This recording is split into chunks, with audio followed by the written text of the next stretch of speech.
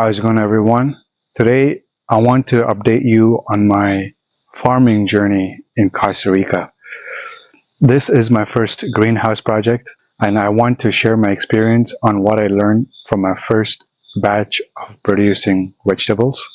And the hope for this video is to inspire people if you're looking to start out your garden. And I want to say that the main message is you don't need much to get started. You don't have to complicate things. It's very easy to start growing your own vegetables and your own food and have your own garden. It doesn't take much. When I started out on this journey, I had no idea about farming. I grew up in the city most of my life, and I had no farming experience and no hands-on experience. So it's fair to say that everything was new to me. I didn't know different types of compost available. I didn't know the life cycle of each plant and how to plant them and things like that. And at the beginning, I was like a deer caught in a headlight because there was just so much things I did not know. And when I was trying to get information online, I came across these permaculture experts. There's a lot of them in Costa Rica, and I'm sure they have their purpose, but I found with most of them they try to overcomplicate things to sell you their services. They take an intensive course, like a week-long course somewhere, and then they call themselves a permaculture expert, and they charge lots of money to offer just their knowledge. That's, in my opinion, it's publicly available on Google search. Anyways, I want to mention that because for a long time I was listening to them, and then they just said, you need this, you need to have a certain level of composition of the soil. Like they made it, I don't know, sound like it's so complex to grow your own food. And for a long time, I kind of let that, oh my God, it's too much work for me. I need to be on top of everything. So I kind of let that to delay my journey with farming. Eventually, I'm like, you know what, screw it. I don't care. Even if everything goes to garbage, I'm just going to start and see what happens. And I don't have much time. Like I know this, you're just seeing this one greenhouse, but I have a land that I need to maintain. I do a lot of chopping. I do a lot of cleaning as well. And just being myself, like it's not easy to do them all. But I didn't let that stop me from not starting the vegetables because my main priority was to be self-sustainable. And I finally did that. It's been 5 months since I set it up. And my experience has been very surprising. Even with very little effort, I didn't use any special soil. I just used the soil from the ground, and I just mixed it with the organic compost sacks that I got from the agriculture store. That's all I used. And then I just watered 10 minutes a day. I didn't have any sprinkler system or any sort of automated system. With very minimal effort, I was able to produce a lot of food, a lot of kale, a lot of lettuce, a lot of tomatoes, zucchinis, cucumbers, herbs. This is arugula that you see behind me. And at the same time, I had a lot of failures as well. For example, I couldn't let the onions grow, and I couldn't grow spinach. I couldn't grow certain types of lettuce. That's because the soil needed a little bit more compost. I only used a couple of sacks of compost. And then speaking with the local farmers, they told me that I'm supposed to mix equal ratio of the soil and the compost. And speaking of the local farmers, I know at the beginning I mentioned the permaculture experts, so many of them out there, they're just charging enormous amount of money for knowledge that's widely publicly available. But the local farmers, on the other hand, they have real life experience. They've been working on the Costa Rican soil and the land for the entire life, and they don't have any fancy certifications. It's just pure knowledge. And I learned most from speaking with them than from speaking with the permaculture experts. What they told me was more valuable, I would say, and more real and more actionable, as opposed to the permaculture experts where they make it so complex and difficult to understand. So the local farmers, they just give, okay, you need this. You have to do this. It's more actionable. And it was much easier for me to follow. And on top of that, they are very affordable. They only charge $4 per hour, and then they come and do their work, and then you feel satisfied after, as opposed to you paying hundreds and hundreds of dollars for a permaculture visit. So, anyways, if you are starting your journey in Costa Rica and you want to have your garden, I highly recommend you do not go with these permaculture experts.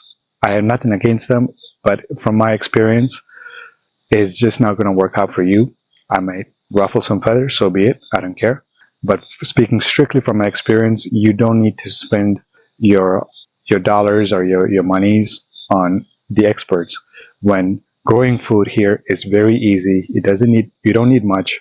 You can put that money that you're going to be spending on experts towards creating a greenhouse or buying compost or buying vegetables, whatever it is. Invest in it for yourself. Be smarter with your money and don't get caught in the hype of you need this experts, you need everything right to get started, because you don't. Most important thing for you is to start growing your food. You're not going to have 100% success rate. That's another thing I learned. There are some crops, like I mentioned, the lettuce didn't grow properly, the onions didn't grow properly, and in the next batch I'm going to be more smarter about it. So some of the reasons why I think it didn't work, first of all, not enough compost and soil, and also I planted these vegetables a little bit too closely. They need more space because some of them were overcrowding each other and there's not much sunlight. And also I had some challenges with the roof. So the roof was not sloped properly, and then it rains a lot here, and for a couple of times I had to change the roof because there was so much water hitting these plants because the roof that got damaged, and that also destroyed the crop. So these things I have to be more careful about. So if you're building a greenhouse, make sure the roof is solid, 100% solid. Make sure you get the special type of plastic for agriculture, especially made for greenhouse. There are two types of plastic here. One is just a lighter plastic. They easily fall apart, and with the sun, they'll rip easily. And there's also the agriculture plastic. They're a little bit more dense. Even the agriculture plastic, they're not 100% what's it called, like leak proof, I would say, because they still have some sort of damage here. I'm not sure what caused it, but they're still not durable. If I were to redo this roof, I don't think I will use plastic. Maybe I'll use some sort of like a fiberglass or some sort of like a glass roof that still lets the sunlight in, but more denser. It might be more expensive, but I think it's worth it because even these plastics, each time I had to change it, I had to get a new plastic, and I also had to pay labor to change it. I think if this, I have to replace this one more time, I'll probably just get like a fiberglass, and then I'll just install that. That'd be just like, one-time installation, and you don't have to be concerned about them breaking down. And also, I would want to install an automated water system, a sprinkler system that consistently brings in water, because sometimes I had to go away for a couple of days and I didn't water them, and that may also have played a role in the crops or the vegetables not harvesting properly. So you have to just look at all these variables, tweak it each time, and then you grow. And most importantly, you need to be comfortable making mistakes. It's not a life ending mistakes, but it's more of like, you know what? It's a new skill you're learning. You make mistakes, something doesn't work out, you adjust it, and then you move on. And most importantly, if you can produce your own food, be self-sustainable, over time, you'll be more free. That's what's important, I think. So those are all the lessons I learned from my farming experience here. Moving forward, I have to finish the rest of the greenhouse. So I only have one side here. I need to fill that up and also construct the beds here. So that would open up more space for me to plant. And also I have to start my own compost. Right now, I haven't had any compost pile. I need to clear these areas on the ground of all the weeds and stuff, and then make space for a compost pile. where I can throw my kitchen waste and generate my own compost. And also, I'm going to experiment with outdoor plants. I need to first figure out how I can water them because I don't have the irrigation system outside yet. By planting food outside, crops outside, it's going to give me more output. Eventually, my goal is to have an ever-producing food garden. Oh, I forgot to mention, another thing is be on top of the schedule. So like I said, every plant has like different harvesting times. So you have to have a timetable of when you planted it so that when you harvest one, there's a next one already ready, like in a month or so, in a few weeks before you use it up for you to harvest. So I have to create a timetable and stick to it. Yeah. So if you want to start farming, have fun. Don't overcomplicate things. Just set it up. Even if you cannot have a greenhouse, just build a base with wood, put some soil together, some compost together, plant, and enjoy.